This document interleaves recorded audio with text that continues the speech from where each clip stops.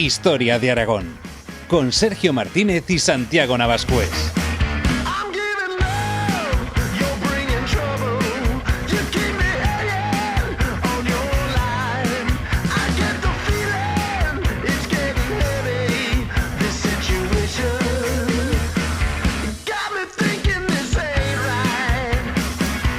Con la sublevación del 18 de julio de 1936 y el comienzo de la Guerra Civil Española, Aragón quedó totalmente dividida de norte a sur en un largo frente de más de 400 kilómetros.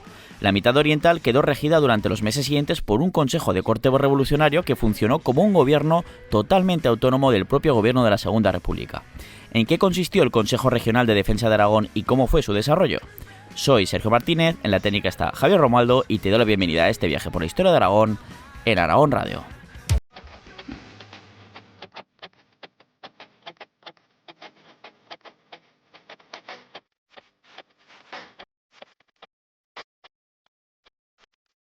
Historia de Aragón.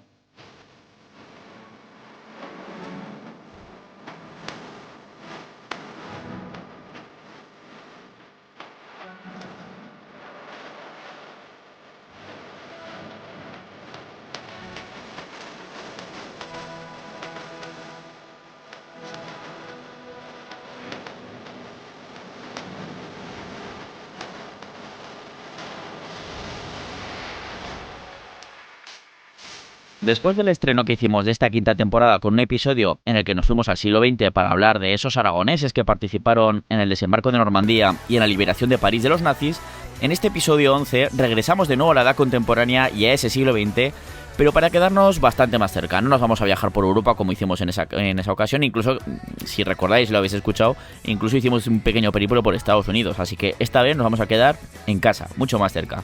Y es que este programa, y como he dicho en la presentación, lo vamos a dedicar a ese Consejo Regional de Defensa de Aragón, que como queda un poco largo, pues lo vamos a dejar en Consejo de Aragón a secas. Un ente de gobierno que surge en la mitad oriental de Aragón, que quedará fiel al gobierno republicano cuando empieza ese desastre que fue la Guerra Civil Española, pero que lo hizo de una forma peculiar, pues tuvo un carácter revolucionario y autónomo de ese gobierno republicano. De hecho, esto nunca gustó a los mandos gubernamentales y, como veremos, aprovecharon la primera oportunidad que tuvieron para acabar con ello. Vamos a tratar, como siempre hacemos, ese camino previo, dando ese contexto, y también el año escaso que estuvo en funcionamiento este Consejo de Aragón, y desarrollaremos un poquito esta historia. Y como siempre, para hacer este viaje por el tiempo, pues me acompaña, como no podía ser de otra manera, el doctor en Historia, Santiago Navascués. Bienvenido, Santiago. Hola a todos, queridos oyentes. Bueno, encantado de estar aquí con vosotros una vez más. Y bueno, pues tocaba hoy un tema de historia contemporánea, de rabiosa actualidad, guerra civil y estas cosas. Bueno, no es de rabiosa actualidad. Porque ha pasado unas cuantas décadas. Es un tema bastante trillado, ¿no? De hecho, pero bueno, está cerca de nuestros días. Digamos, sí, es algo más cercano. Algo más palpable, ¿no? Tenemos todavía testimonios vivos, ¿no? Que hablan de estas cositas, ¿no? Sí, además vamos a tratar un tema precisamente como es el Consejo de Aragón, que creo que alguna vez hemos mencionado, porque de vez en cuando sí que hemos dedicado en estas las 4 temporadas anteriores, sí que hemos hablado de algún episodio concreto de la Guerra Civil Española que tiene lugar en Aragón. Pues hablamos de la batalla de Belchite. Claro, si hablas de la Guerra Civil tiene que salir el Consejo de Aragón. De la batalla de Teruel, pues claro, hay unas cosillas, bueno, y aún nos quedan más temas, ¿no? Sí. Tenemos por ahí todavía lo de la Bolsa de Bielsa más adelante, que no sé cuándo lo haremos. Bueno, y en esta temporada hemos decidido pues dar un toque a este tema del Consejo de Aragón, porque es que fue una experiencia de gobierno única, se puede decir prácticamente, bueno, sí, prácticamente en la historia universal. Luego veremos un poquito más, con más características, con un poquito más de detalle, pues el por qué digo esto, ¿no? Y es que se ha llegado a decir que durante la existencia del Consejo de Aragón, pues ese Aragón oriental que quedó bajo su gobierno fue una especie de estado, por así decirlo, dentro de la propia república, ¿no? Lo que ha hecho que ese periodo se ha colocado como el primer momento de autogobierno, al menos en una parte de Aragón, porque solo fue la mitad oriental, en ese tiempo que transcurre entre los decretos de nueva planta a inicios del siglo XVIII y la llegada del sistema de las comunidades autónomas con la transición a la democracia, ¿no? Después de la dictadura franquista y al sistema actual constitucional. O sea, el único periodo de autogobierno que tiene al menos parte de Aragón en todo ese periodo, desde 1707-1710 hasta nuestra Constitución. Hasta la Constitución actual, es ese pequeño, esos 10 meses apenas que duró, que fue ese Consejo Regional de Aragón. y lo decimos autónomo porque funcionó a todas, bajo todos los puntos de vista, de forma totalmente autónoma al gobierno central de la Segunda República. Claro, porque desde el siglo XVIII, como decías, hasta pues esta transición, ¿no?, de hoy en día, pues pues Aragón fue gobernado de manera centralizada, ¿no?, desde Madrid. Claro, ¿no? exactamente. Claro. Entonces, pues bueno, desde luego os podéis imaginar pues que esto no es tan sencillo, ¿no?, por las circunstancias pues extraordinarias en las que se produjo esta situación, ¿no?, en mitad de una guerra civil y con ese carácter obrero revolucionario del que luego hablaremos, ¿no? O sea, sí que hay un poco también pues de mito, ¿no? De plan, aquí éramos un autogobierno durante la guerra civil. Bueno, se pudo hacer hasta cierto punto. No, pero fue bastante importante. Fue bastante importante, pero se puede hacer hasta cierto punto porque bueno, duró poquito tiempo. Sí, fueron apenas 10 meses, pero sí que hace que difíciles. Pero sí que es verdad que el gobierno republicano llegan enviados pues para hay que hacer esto, y ese gobierno del consejo, ese Consejo de Aragón les dice, decía, no. No Por nos lo apetece. tanto, claro, exactamente, Sí, o sea, y además luego hablaremos ese oxímoron que supone que anarquistas establezcan un Estado, ¿no? Porque de todo lo contrario, o sea, el anarquismo de hecho quiere eliminar todo vestigio de un Estado, etcétera. Luego hablaremos más de ello, porque si no vamos a repetirnos mucho y ya está. Lo que sí que es claro es que fue el primer periodo en el que el gobierno, como decíamos, de una parte del territorio aragonés, pues no dependía de Madrid, como has dicho, Santiago, cosa pues que venía ocurriendo desde esos decretos de nueva planta, ¿no? Y en primer lugar, vamos a tratar el tema del autogobierno, puesto que ya durante la Segunda República Española, algunas regiones iniciaron ese camino para tener su propio estatuto de autonomía, y una de ellas fue Aragón, ¿no? Efectivamente.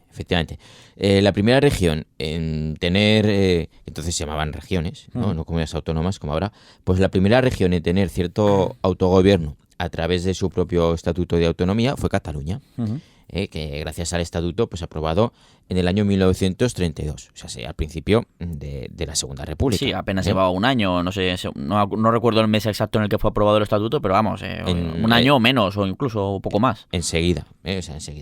Entonces, bueno, y desde ahí hay que esperar a 1936, que en 1936 pues ya se estaba negociando la aprobación de los estatutos de País Vasco, Galicia y Aragón también, que parece que Aragón no, pero Aragón también se estaba negociando, ¿no? O sea, en el caso vasco, su estatuto fue aprobado pues por las Cortes Republicanas ya durante la Guerra Civil, en octubre de 1936. Sí, lo que hizo que hasta que fue ocupado por las tropas sublevadas durante la Guerra Civil, pues durante un tiempo pues tuvo una especie de gobierno. Bueno, tuvo Lehendakari, ¿no? Tuvo un gobierno que dependía de la República, pero tenía un gobierno más autónomo, igual que tenía en Cataluña su Generalitat, ¿no? Que ahora hablaremos un poquito de eso. Bueno, lo hemos comentado que desde el 32 pues tenía su propio gobierno autónomo, digamos. Eso es.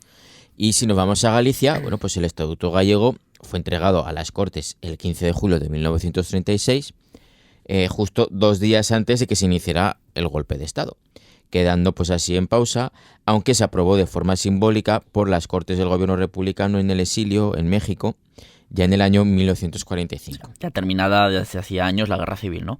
Claro, esto es el caso de Galicia, aparte del vasco y el catalán que has mencionado. Fueron aprobados en un momento u otro, aunque el gallego ya hemos visto que fue algo más simbólico que otra cosa, pero claro, hemos mencionado también el caso de Aragón. ¿Y qué pasó con el Estatuto Aragonés entonces?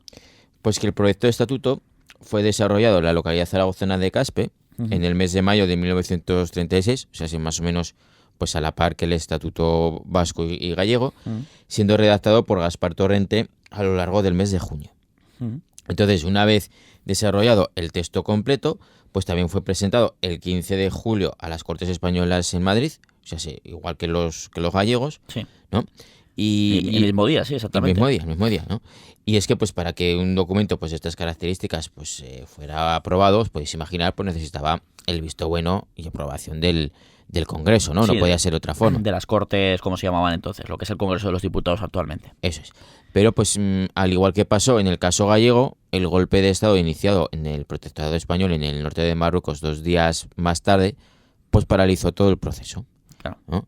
Y sin embargo, ¿cuál es la diferencia con el Estatuto del País Vasco y el gallego? Pues que en el caso aragonés no hubo ninguna aprobación de ese estatuto, ¿no? Ni durante el conflicto, como ocurrió con el País Vasco, sí, ni tras la guerra, aunque fuera en el exilio, como pasó pues con el gallego, ¿no? Sí. Entonces, Aquí creo que, dice, ¿por qué con el gallego sí y con el aragonés no? Pues creo que tiene algo que ver. Aquí no estoy seguro, igual si algún oyente sabe un poquito más del tema, pues luego nos lo puede dejar en comentarios o lo que sea. Pero quiero recordar que era porque en ese gobierno republicano en el exilio ya en México, pues uno de esos miembros del gobierno pues era gallego y como que le debía hacer un poco de ilusión y lo sacaron para adelante, ¿no? Aunque fuera de forma totalmente simbólica. Pero bueno, ahí estuvo aprobado al final por ese gobierno republicano en el exilio, cosa que con el aragonés pues no debía haber ningún miembro al menos importante en ese gobierno de exiliado, y no hubo esa aprobación simbólica del Estatuto Aragonés y ahí se quedó en el limbo. claro, entonces, pues esto hizo que, bueno, luego con la transición democrática, ¿no? Pues Cataluña, País Vasco y Galicia fueran consideradas como territorios históricos y se les diera una vía pues más rápida que al resto para formar pues sus comunidades autónomas y conseguir un mayor autogobierno. En cambio, pues Aragón quedó relegada pues a la famosa vía lenta. Sí. ¿No? Y eso que pues también estuvo, pues nada, es que estuvo apenas a días de tener su propio estatuto de autonomía, lo que habría supuesto que en caso de que las circunstancias hubieran ido un poquito diferentes, pues que Aragón hubiera sido considerada luego, con la transición democrática también, entre esas comunidades históricas, que vamos a ver, que Aragón no se le considere comunidad histórica, manda narices, o sea, pero que al final el hecho por el que no se les considera o no, se les consideró en su momento, fue el haber tenido ya su estatuto de autónomo y aprobado durante la Segunda República o por el gobierno republicano, o sea, fue sin más, o sea, fue esa situación. Y esto ha afectado a nuestra vida como ciudadanos, sigue afectando porque se sigue viendo hoy en día. No es el mismo, no todas las comunidades tienen las mismas competencias que otras. O sea, todavía de autogobierno, claro, según qué circunstancias. Claro, eso es, ¿no? Entonces, bueno, pues en febrero de 1936, ¿no? Volviendo un poco a los acontecimientos, pues las elecciones generales acaban dando la victoria a la coalición de partidos de izquierdas que se habían presentado pues como Frente Popular, ¿no? Y esto hace que algunos círculos del ejército, aquí el gobierno republicano pues ya veía con cierta desconfianza y que había alejado de los centros de poder, pues empezaran a preparar un golpe de Estado para hacerse con el control del gobierno de la República. Sí, ahí por ejemplo vemos a Mola, que lo mandan a Pamplona, a Franco, que lo mandan a las Canarias, es decir, que los alejan unos de otros a los que se tenía ciertas dudas, aunque no podían demostrar por lo que se ve en ese momento, pero se sabía, pues había sonido de sables, que se suele decir, de que, bueno, pues que algo se estaba cociendo y que algo se estaba preparando, y por eso los intentan alejar geográficamente para que no colaboraran demasiado entre ellos.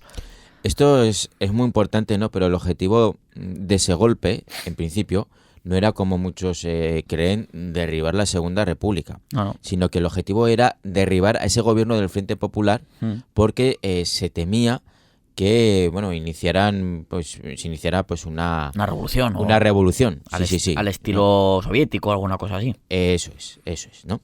Entonces, el 12 de julio de 1936, ¿no? En ese panorama, ¿no? Al poco de ganar las elecciones, pues el Frente Popular... Bueno, a los meses, porque se produce en febrero la victoria. Eso es, ¿no? Pues entonces, pues es asesinado el teniente José Castillo, que es un militar de reconocida ideología socialista, lo que provoca en venganza al día siguiente el asesinato de José Calvo Sotelo, que era diputado monárquico por el partido Renovación Española.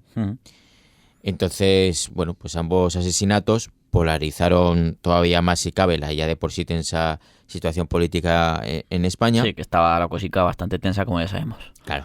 Y eso pues aceleró los planes pues para dar el golpe de Estado, además de aclarar las dudas pues que tenían algunos militares sobre si apoyarlo o no, como fue el caso de Francisco Franco. Sí, que estuvo dudando hasta el último momento. Se lo pensó. El que estuvo preparando todo fue el general Mola, ahí Exacto. Desde Pamplona.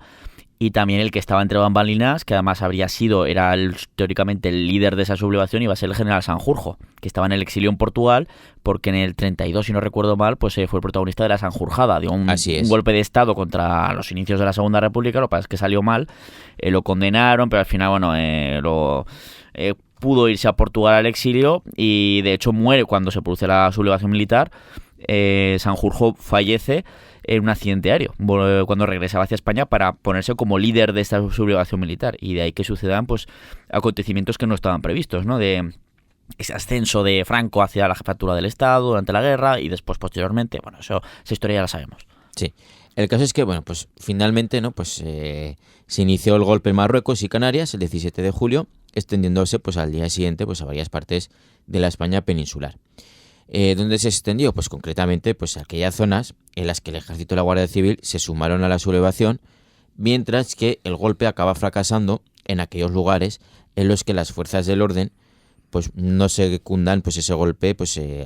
al completo. Si hay ejército en una ciudad o una región concreta y aparte la Guardia Civil, o al menos las dos partes, o como mínimo una de ellas, no se pone al lado de las autoridades de gobierno, en esas zonas es donde fracasa el golpe. Si algunas de las dos fuerzas se ponen, o sobre todo las dos, se ponen a favor de los sublevados, ahí las autoridades civiles, gubernamentales y tal, pues quedan eliminadas, los sindicatos y todo eso, y ahí sí que triunfa ese golpe de Estado, y de ahí que España se divida en dos partes al inicio de la Guerra Civil, en ese verano del 36. Claro. Al final lo que desencadena la guerra civil es el fracaso del golpe de Estado. Sí. Porque entonces lo que hay que buscar en la causa de la guerra civil es por qué fracasa ese golpe de Estado. Sí. Porque si hubiera triunfado ese golpe de Estado, hubiera sido otro golpe de Estado más, como cualquiera de los otros que hubo a principios del siglo XX y en el siglo XIX. Un golpe de Estado lo que busca es la acaparación del poder en muy poco tiempo, en un espacio muy concreto de tiempo. Cuando fracasa normalmente, los que dan el golpe suelen irse o al exilio o si los pillan no acaban siendo ejecutados. Pero aquí es un fracaso a medias, o sea, Claro. Porque sí que triunfan en buena parte del país, Pero no no. consiguen el poder totalmente. Y eso es lo que desencadena, por la lucha por el poder, pues el inicio de esa triste guerra civil. Eso es, ¿no? Entonces, bueno, pues el mismo que pasó en Aragón, pues que los días previos pues había estado más tranquila la situación que en otros sitios, aunque desde luego pues había rumores desde hacía meses de un posible golpe, ¿no? Uh-huh. Pero en Aragón, bueno, pues las investigaciones hablan de un ambiente de mayor tranquilidad, ya que el capitán general de Aragón, Miguel Cabanellas, pues era visto pues como un militar republicano y que además pues alardeaba de libre pensador. Sí, no se le veía como monárquico, etcétera, sino que bueno, se le veía como a Miguel Cabanellas como un aparente firme defensor del sistema republicano. Por lo tanto, en Aragón estaba la situación que no estaban ahí en pendientes a ver qué hace este hombre. O sea, estaban más tranquilos por eso, más viendo sindicatos, partidos republicanos, etcétera, y esas masas que apoyaban a la República estaban más pendientes de otros lugares, más que de lo que podía ocurrir en Aragón en caso de que se produjera, como al final se produjo, un supuesto golpe de Estado. Claro. Y de ahí que pues ahí hubiera cierta lentitud en la reacción frente a la sublevación en Aragón, ¿verdad? Claro, Cabanellas, o sea, que quizás sea el ejemplo más claro de esto que decías, ¿no? De que algunos, ¿no? O sea, especialmente este señor, se sublevan contra el gobierno de la Segunda República y no contra la Segunda República, ¿no? No para acabar con la República.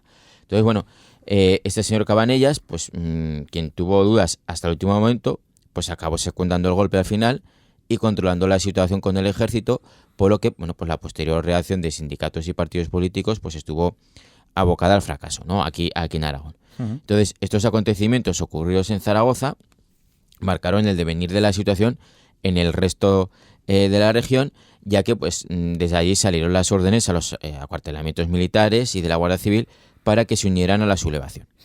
De hecho, todos los cuarteles dependientes de Zaragoza se unieron, como fueron los casos de Jaca, Huesca, Calatayud y Teruel, mientras que el cuartel de Barbastro, que dependía de la 4ª División Militar con sede en Barcelona, sí que se mantuvo fiel al gobierno republicano. No, porque ahí en Barcelona sí que fracasó el golpe. Claro, eso es. Y por eso la zona un poco oriental, pero la parte más limítrofe con Cataluña y tal, pues se mantuvo, sobre todo con esa capital en Barbastro, por ese cuartel militar que había, pues permanece todavía, incluso en sus inicios, pues fiel al gobierno republicano, digamos. Así es, ¿no? Entonces, claro, esto hace pues que una semana más tarde del inicio del golpe, pues casi todo Aragón pues estuviera bajo el poder de los sublevados, salvo las zonas limítrofes con Cataluña, por eso que habíamos comentado de la guarnición de Barbastro, sí. Donde la sublevación había fracasado, así como también en las cuencas mineras de Teruel, que ahí fracasó también. Entonces, bueno, pues el golpe había hecho colapsar al ejército republicano y en las semanas siguientes, pues tan solo los sindicatos y partidos obreros, armados por el decreto de entrega de armas que había dado el gobierno, pues tuvieron capacidad de respuesta para hacer frente a las fuerzas sublevadas. Claro, porque el ejército, de hecho, es que, como has dicho, se queda totalmente colapsado el ejército de la República, porque buena parte de él se ha sublevado y la parte que no se ha sublevado, pues está ahí un poquito como que las autoridades tienen en plan, a ver qué hacen estos, o sea, se queda ahí, aparte han perdido muchísimos medios, ¿no? Defensivos. y en los meses siguientes el gobierno el resto del año 36 y hasta inicios del 37 lo que se dedican es a reorganizar lo que será el Ejército Popular de la República, ¿no? Que ahí ya sí que ejercerá, pues tendrá cierto desarrollo y cierta potencia. Claro, o sea, y al final por eso necesitan de estas fuerzas armadas, más que fuerzas armadas, de estos milicianos, ¿no? A los que se les entrega armas, que son miembros de los sindicatos, que son los que en cierta medida pues consiguen repeler parte del avance sublevado, ¿no?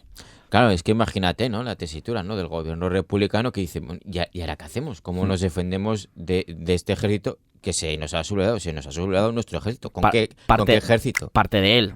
Porque si había parte del ejército, pues si no habría triunfado totalmente golpe. Sí, pero bueno, buena parte de él se había sublevado, entonces, dijo, pues es que vamos a entregar las armas a las milicias obreras, ¿no? Es ahí cuando a partir del 25 de julio, o sea, el golpe se inicia el 17, luego se expande el 18, ¿no? de julio, y a partir del 25 de julio se empezaron a formar esas famosas columnas de milicianos que empiezan a avanzar, una vez controlado a Cataluña, más o menos, pues hacia territorio aragonés, tanto desde Cataluña como también desde Valencia, que siempre se dice que parece que avanzan solo de esas columnas desde Cataluña, pero también hay un avance hacia la zona de Teruel por parte de columnas de milicianos desde Valencia.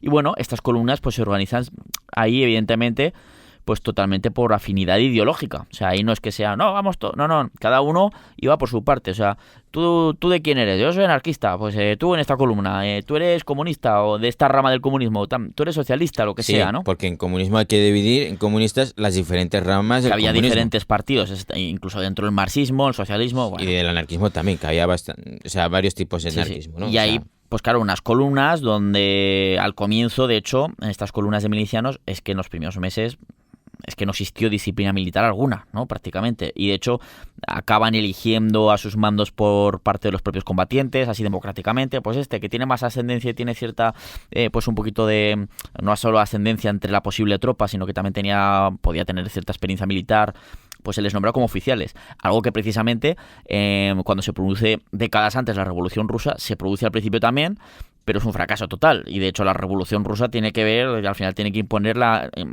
totalmente la disciplina militar como toda la vida, ¿no? La vieja usanza, porque si no era imposible desarrollar ningún tipo de acción militar seria. Y al final es lo que acabará pasando aquí también. Al final el gobierno republicano pues también, ¿no? Se mete cartas en el asunto, se pone manos a la obra y acabará pues también introduciendo esa disciplina que nombras, ¿no? Pero al principio en los primeros meses, ¿no? Estas columnas de milicianos, nada. Y ahí, por ejemplo, surge, pues dentro de estas columnas, algunas de las famosas, ¿no? La que lidera el líder anarquista Buenaventura Durruti, ¿no? Que de hecho será la columna Durruti, que además establece pronto su cuartel general, ¿no? Su cuartel principal, una vez que se produce ese avance hacia Aragón, pues en la localidad zaragozana de Bujaraloz. Ahí establece ese cuartel general, esta columna Durruti, que será de las más importantes, ¿no?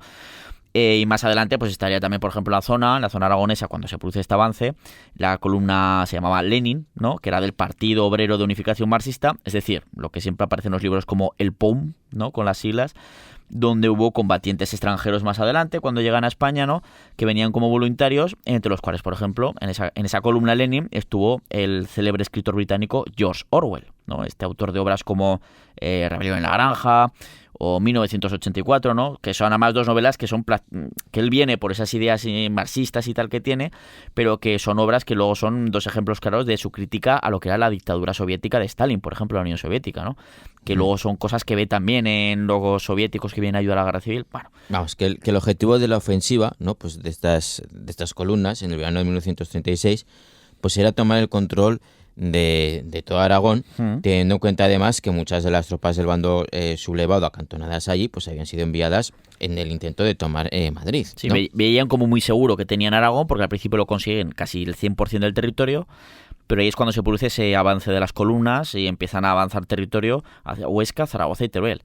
Claro, porque no habían dejado casi tropas, pero claro, ¿qué es lo que ocurre al final con este avance de las columnas milicianas? Pues que, a ver, el empuje que tenían dichas columnas, ¿no? Os podéis imaginar, con las tesituras que estamos comentando, ¿no? Y con la organización que había y tal, pues que era limitado, ¿no? Y no pudieron llegar a tomar ninguna de las tres capitales aragonesas. Que estarían mejor defendidas, evidentemente. Eso es, ¿no? Las cuales pues formaron una especie de línea defensiva infranqueable para la organización de los milicianos en ese momento. Claro. Entonces, el avance llegó hasta muy pocos kilómetros, tanto de Huesca como de Zaragoza como de Teruel, partiendo literalmente Aragón de norte a sur y creándose el Frente de Aragón prácticamente el frente más estable de todo el conflicto, Sí, ¿no? salvo la zona que rodeaba Madrid, que también avances y retrocesos según las batallas, ¿no? Pero es el frente casi más largo, que se mantiene desde ese momento, ¿no?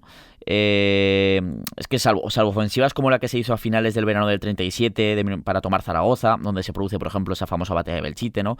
O la posterior ofensiva sobre la ciudad de Teruel entre finales del 37 y comienzos del 38, claro, el frente aragonés casi no experimentó cambios importantes, ¿no? Así es, que sea, casi durante toda la guerra, ¿no? Por lo menos hasta el 38. O sea, por eso todavía hoy pues podemos ver restos de líneas de fortificaciones en algunas zonas como los Monegros o también la zona de Fuentetos. O sea, fue una zona que se llenó de trincheras, búnkeres y tal. Y búnkeres y tal, de un lado, ¿no? Y del frente y del otro lado del frente. Precisamente porque el frente quedó muy estabilizado durante casi 2 años prácticamente. Claro. Y por eso pues al final se necesitaban unas infraestructuras de mayor calibre, no de estas que para unos cuantos días o semanas, sino para pasarse meses ahí. Y por eso todavía hay alguna que se ha recuperado, como la ruta Orwell, en los Monegros, que es visitable y que es muy chula, la verdad. Claro, aquí se ve, ¿no? Pues que es una guerra también, la Guerra Civil Española, que está a caballo entre la Primera Guerra Mundial y la Segunda Guerra Mundial, ¿no? En esto del Frente Estático de Aragón, pues se ve un poco como continuación de lo que es la Primera Guerra Mundial. La zona de trincheras. De esos frentes estáticos con trincheras, ¿no? De que se avanzan unos pocos kilómetros. Exactamente. Y bueno, fue entonces con ya la estabilización del frente de guerra entre finales de ese verano y comienzos del otoño de 1936 cuando se acabó conformando lo que sería durante el año siguiente ese Consejo Regional de Defensa de Aragón, un gobierno de carácter revolucionario e independiente de facto del gobierno republicano.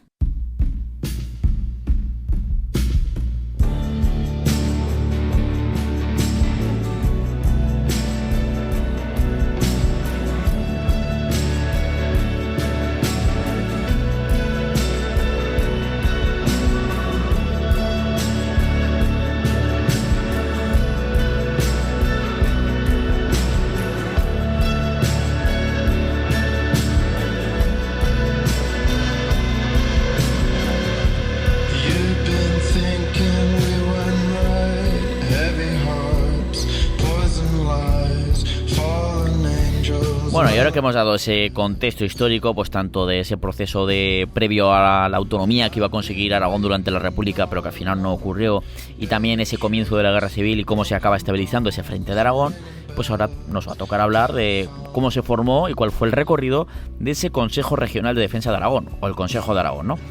Y es que Aragón, bueno, pues fue una tierra en la que muchos de sus regiones, de sus zonas, ¿no?, en su territorio, en la que arraigaron de forma importante el republicanismo, el movimiento obrero y el anarquismo, ¿no? Especialmente, por ejemplo, en Zaragoza. Y esto venía de lejos. Pues la capital aragonesa, tal y como hemos dicho en muchas ocasiones, que otra cosa no, pero pesados en algunas cosas somos, ¿no?, en algunos temas, pues Zaragoza fue una de las ciudades más revolucionarias de España a lo largo de buena parte del siglo XIX. Claro, eso al final se mantiene cierto espíritu en esos movimientos obreros y tal, sindicales, comienzo en las primeras décadas del 20. Prácticamente Zaragoza estuvo presente de forma muy activa e importante en todos los episodios revolucionarios del país, del 19, teniendo además un gran protagonismo en la construcción de ese Estado liberal en España y convirtiéndose en uno de los grandes bastiones del liberalismo progresista en este caso, ¿no?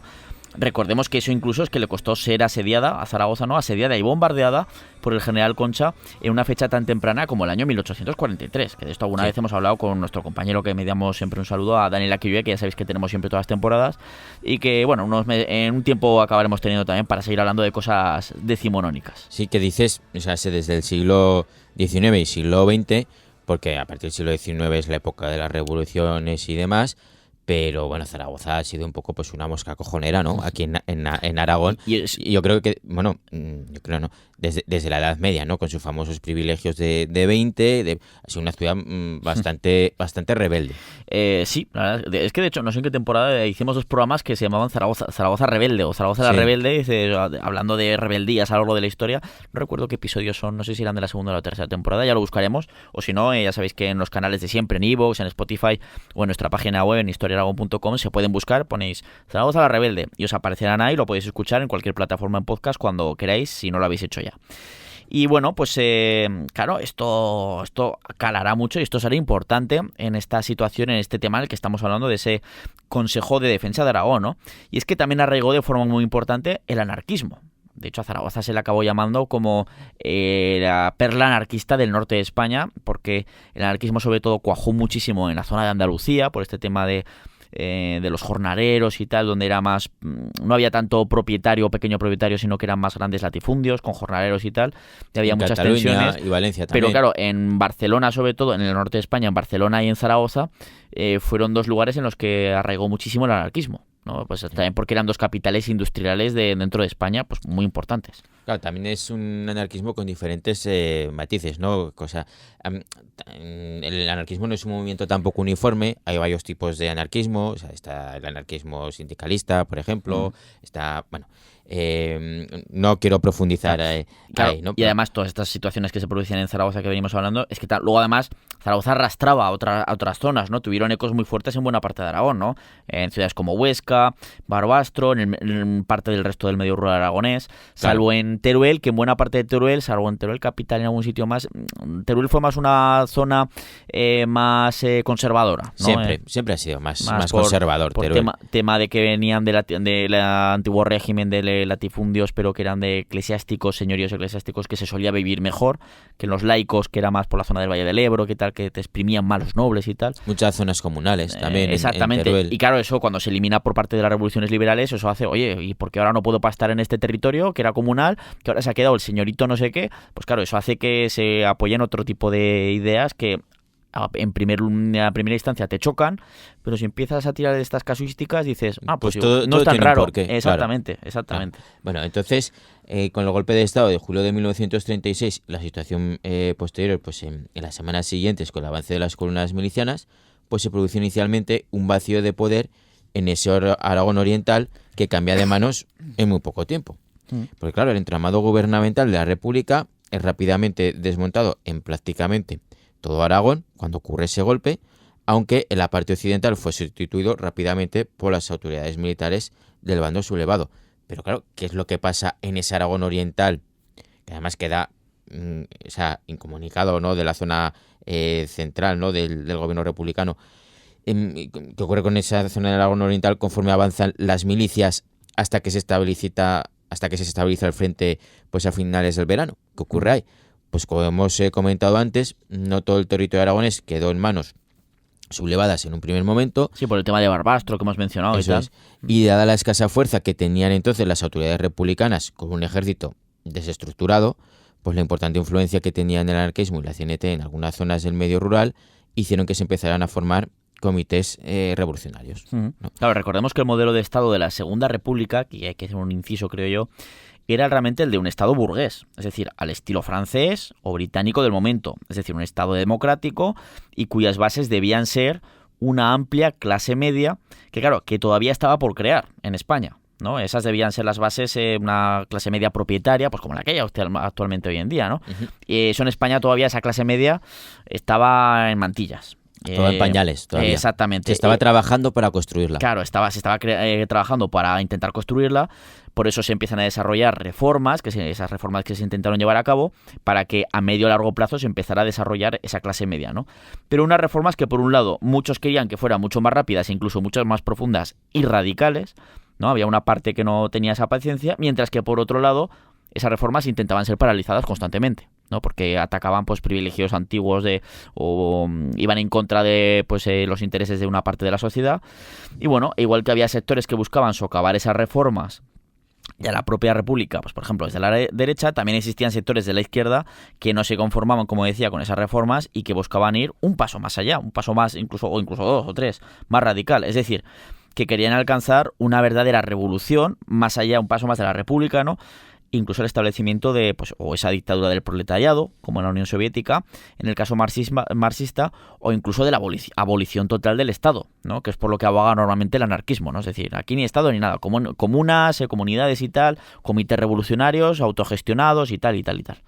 Claro, y esa es la última casuística, ¿no?, que se produjo en ese Aragón oriental, ¿no?, donde se desarrolló un escenario único en el mundo y en toda la historia, aunque pues no llegó al año de duración. O sea, esto es el Consejo de Aragón, es la única experiencia en la historia universal de una estructura de gobierno anarquista. Sí, porque hubo algún intento en la época de la Revolución Rusa, en Ucrania y en Rusia y tal, creo que eran igual que estaban los rojos, ¿no? Que se decía los marxistas, la Revolución marxista y tal.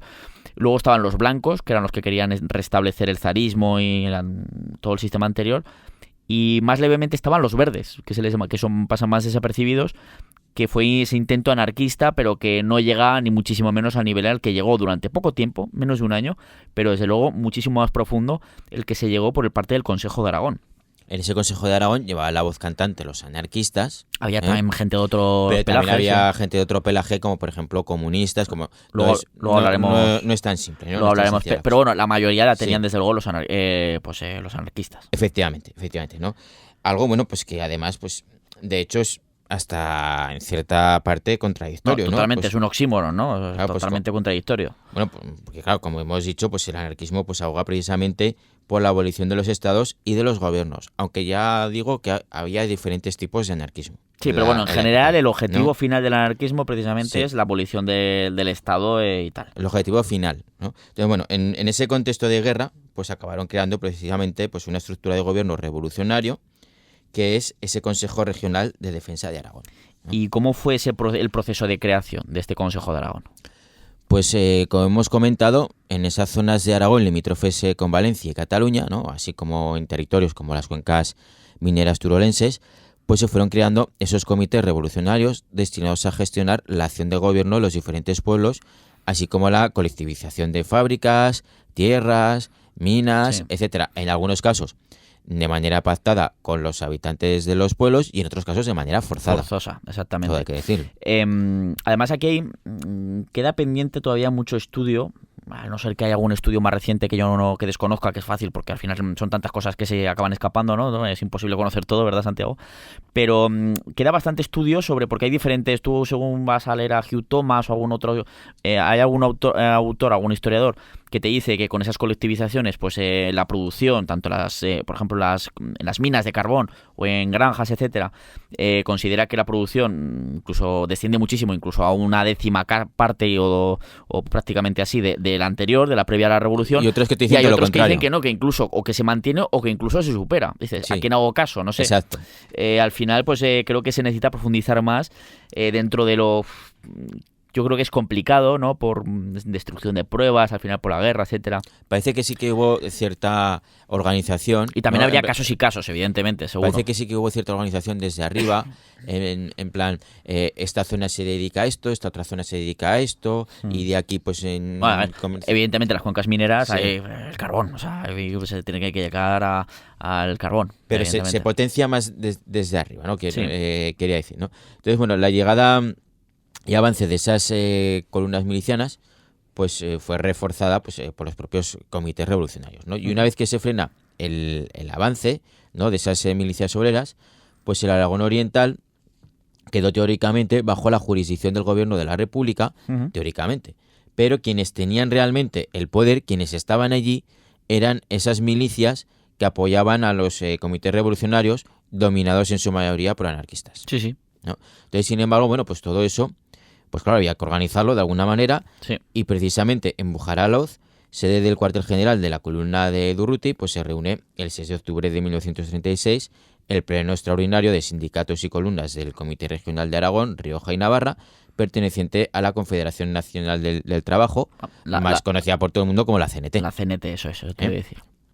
Eso es. Entonces, al encuentro pues acudieron representantes de 139 pueblos aragoneses. Que serían los de esa parte oriental que habían conseguido ocupar esas columnas, ¿no? Que habían avanzado hasta que se crea esa línea que marcan las capitales de Huesca, Zaragoza y Teruel, ¿no? Haciéndose esa mitad de Aragón en dos partes. Eso es, ¿no? Pues el caso es que a ese encuentro, ¿no? Organizado por la CNT, pues acudieron representantes de 139 pueblos aragoneses, además de los representantes de las columnas milicianas, miembros del Comité Nacional de la CNT, etcétera.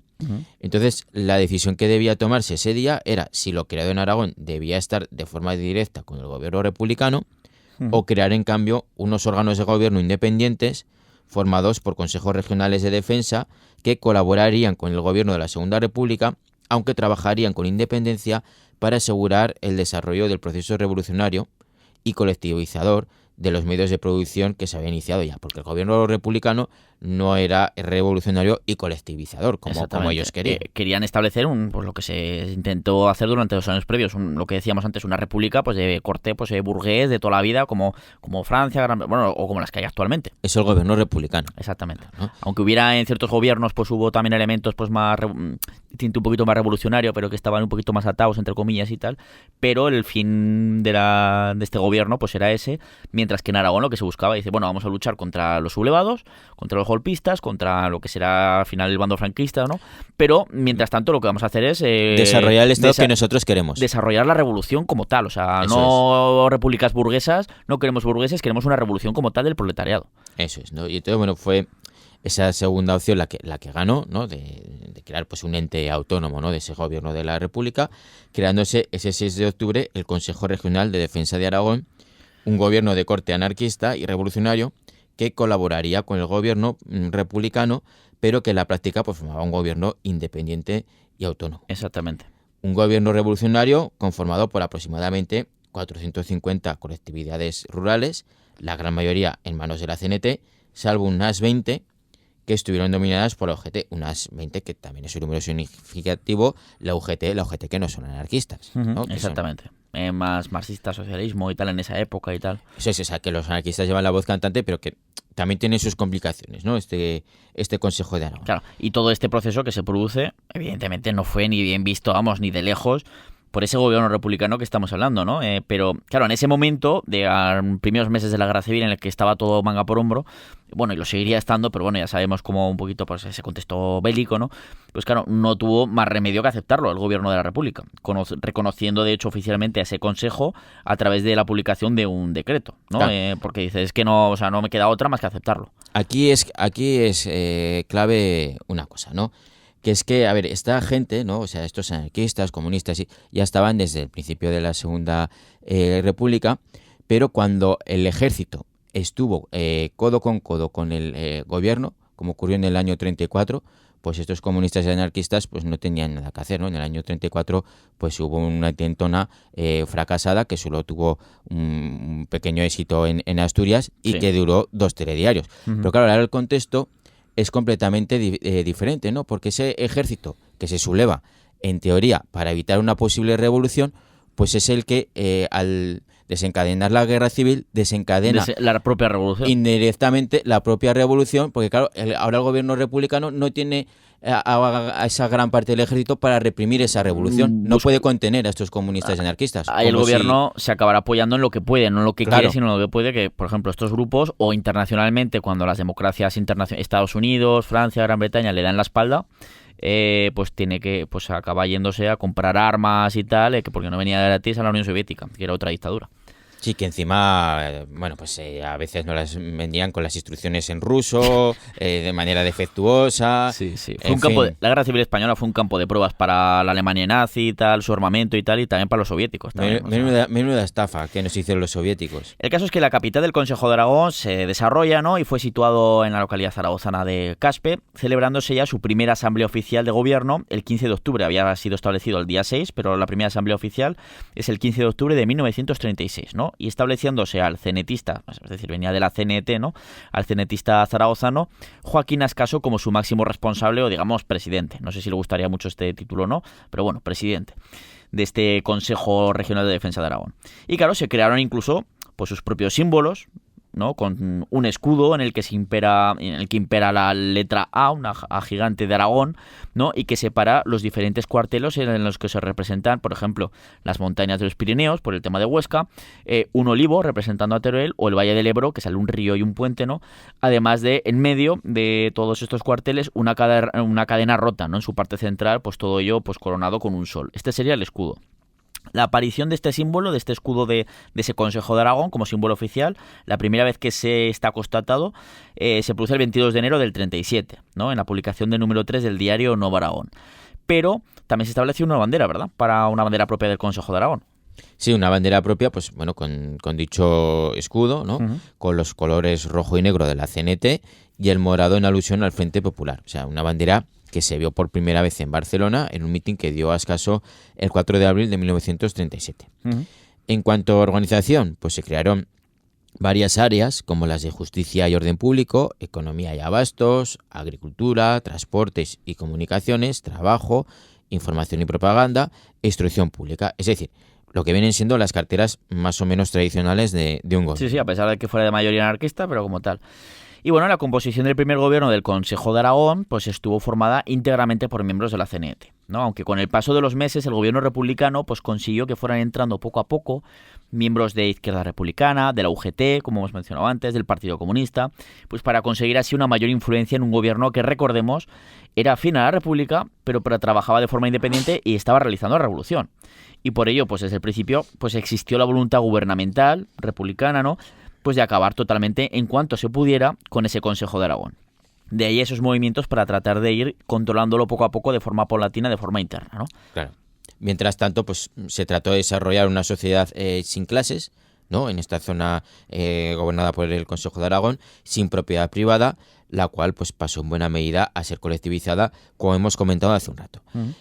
También se produjeron abusos en la retaguardia en cuanto a la lucha contra el enemigo ideológico. O sea, en el verano de 1936 es conocido como el verano caliente, en el que ambos bandos pues desarrollaron una gran violencia en la retaguardia, pues tratando de acabar físicamente con el enemigo, tuviera o no causas de sangre, atacando a aquellos que hubieran tenido algo que ver pues con las autoridades republicanas, con los sindicatos, partidos políticos, o incluso pues que se hubieran posicionado simplemente en favor de la República. Se producen esas ejecuciones. Por otro lado, también se ejerció la violencia contra propietarios, partidarios o integrantes de partidos de derecha, monárquicos, contra el clero, ¿no? Eso es. Y en el caso del Aragón Oriental, los datos que arrojan las investigaciones así más recientes hablan de una disminución, es verdad, parece al menos de esas ejecuciones a partir de octubre del 36, que hasta entonces se habían hecho pues esas ejecuciones pues igual que en la otra parte, ¿no?, de forma totalmente sumaria, o sea, asesinatos literales, ¿no?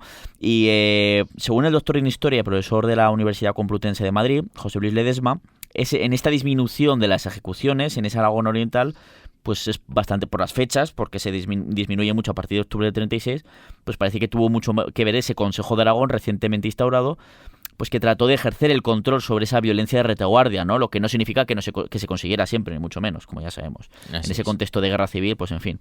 Y así fueron pasando los meses. Y llegamos primero a los sucesos, o jornadas, también se los conoce así, de mayo de 1937. ¿Qué es lo que ocurre, Santiago?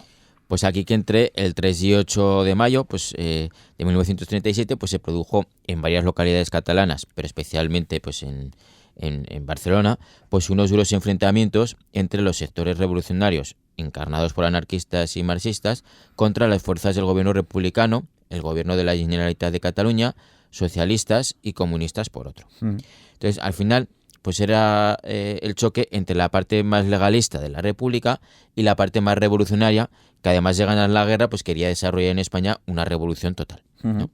Entonces, pues estos sucesos pues los cuenta en primera persona porque los vivió el británico George Orwell. Sí, como hemos mencionado antes, en su obra Homenaje a Cataluña, sí. De hecho. Un libro que es muy recomendable porque también habla de su paso por el frente de Aragón. Cuando va a las trincheras, a esa zona de los Moreros y tal, también habla de su experiencia durante la guerra allí. Y bueno, claro... Y queda también reflejado en la película pues Tierra y Libertad. Sí, exactamente. El caso es que a comienzos del verano tras los combates que se producen ahí en ese momento, pues en lo de Cataluña y tal, pues el gobierno republicano lo que acaba finalmente haciendo es que acaba venciendo a esos sectores revolucionarios, controlándolos más, y comenzaba ya en ese momento ya a sentirse más fuerte, ¿no?, el gobierno de forma, digamos, interna, por lo que el siguiente objetivo con el que se quería acabar era evidentemente pues ese Consejo de Aragón, que como hemos dicho desde el primer momento que se instaura, pues el gobierno republicano pues no le queda más remedio que aceptarlo, pero ahora quiere acabar con ello, ¿no? Claro, y entonces pues a comienzos del verano de 1937 pues las autoridades del gobierno republicano pues comenzaron a confiscar camiones de alimentos, ¿no?, de las colectivizaciones del Consejo de Aragón. Como ahí tirando de la cuerda. Sí, ese fue el primer paso. Y ya el 4 de agosto, pues Indalecio Prieto, ministro de Defensa Nacional, envió órdenes al ejército y a la 11ª división al mando del comunista Enrique Lister para que fuera hacia Aragón a realizar unas maniobras. Pero realmente las órdenes que tenía, ¿no?, el general Lister, pues eran las de hacerse con el control de Aragón y disolver totalmente el Consejo, cosa que ocurrió el 10 de agosto de 1937. Caspe, que era la capital del Consejo, fue ocupada militarmente por sorpresa ese día. Hubo algunos enfrentamientos, pero la verdad es que no demasiado importantes, debido a que los miembros del gobierno cenetista, o sea, de la CNT... Sí, fueron cogidos por sorpresa, digamos, sí, ¿no? O sea, que no esperaban este movimiento del gobierno republicano que mandan tropas. Como evidentemente aquí lo que se estaba empezando a preparar también, que al final esas maniobras, buena parte de esto de la excusa, ¿no? Lo que se estaba ya empezando a entrever era lo que sería la futura ofensiva sobre la ciudad de Teruel. Es decir, lo que sería la batalla de Teruel, ¿no? Porque de hecho Lister ya se queda por ahí. Pero al final pues lo toman como una excusa y les pilla totalmente por sorpresa, y en apenas unas horas prácticamente pues todo lo que era el Consejo de Aragón, sobre todo porque acaban atacando directamente a la cabeza de poder que se está en Caspe, en esa capital, pues se queda desmantelado en muy poquito tiempo. Claro, entonces pues aquí pues Joaquín Ascaso y el resto de miembros anarquistas del Consejo pues fueron detenidos, pues acusando al hasta entonces presidente de contrabando de joyas, pues pasando pues algo más de un mes en una cárcel cerca de Valencia, tras lo cual pues acabó marchándose al exilio en Sudamérica. Sí. El territorio gobernado hasta entonces de forma independiente por el ya disuelto Consejo de Aragón pues pasó a estar bajo el control directo del gobierno de la República, que nombró al zaragozano José Ignacio Mantecón como gobernador general de Aragón. Uh-huh. Y pues ahí acabaron los 10 meses, ¿no?, que duró el Consejo Regional de Defensa de Aragón, la única experiencia de gobierno netamente anarquista. Sí, que se ha producido a lo largo de la historia universal, salvo, a ver, casos muy concretos como hemos comentado lo de Rusia y tal, pero que es algo súper pequeño, ¿no? Súper que dura nada y desde luego no alcanza el nivel de autogobierno que alcanzará el Consejo Regional de Aragón, ¿no? Que fue incluso, como hemos comentado, capaz de oponerse incluso al gobierno central republicano. Y este es otro más de esos episodios que se produjeron durante la Guerra Civil Española, ¿verdad? Lo que en este caso en Aragón, pues que vamos poco a poco comentando, y bueno, que hemos creído, pues como hemos dicho al principio del programa, que le quedaba o que era necesario, ¿no?, hablar un poquito del Consejo de Aragón. Así que nada, Santiago, pues como siempre, pues eso, el tiempo que a ver si vamos a solicitar que nos pongan 2 horas de programa. Porque no nos da tiempo, es que, bueno, sí, hemos hablado absolutamente de todo, pero es que estaríamos aquí como siempre horas, ¿no? Nos quedamos siempre cortos. Al final, cuando te gusta la historia, pues en fin.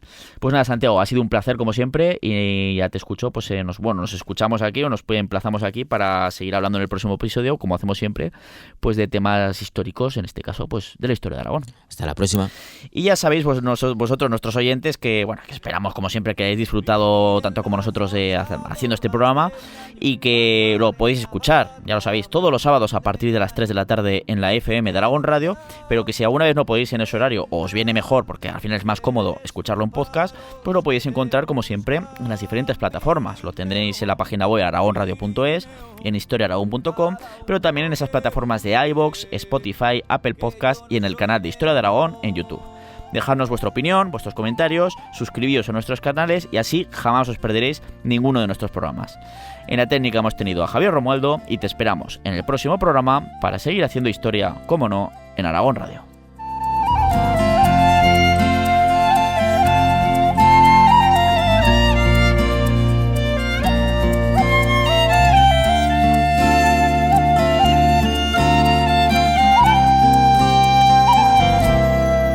Contar a chicos, escuchar a viejos, antiguas batallas de caballeros, tallar en piedra la vida de tantos hombres y mujeres que por ti pasaron, ver chesos en Oza, plantar batalla, en sótanos la foz, la cabaña, jugar con la vida y ganarse el pan, hacer contrabando por la de Roldán.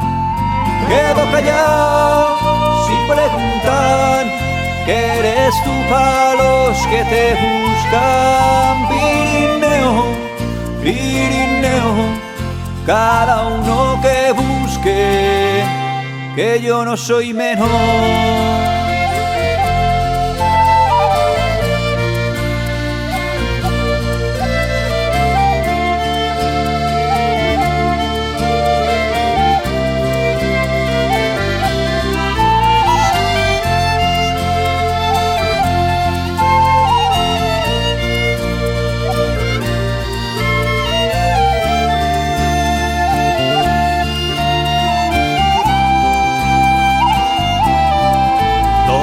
Castillo y Peñaforca, o al gigante de la Ribagorza, Pasar bachimañaca al infierno, besar la gran facha en pleno invierno, ver Mondarruego remontar el Ara, soltar ganao pasao ver Natuara, salir de Broto en julio a la fin, saludar amigos en Gavarní. Quedo callado sin preguntar, que eres tú para los que te buscan. Pirineo, Pirineo, cada uno que busque, que yo no soy menos.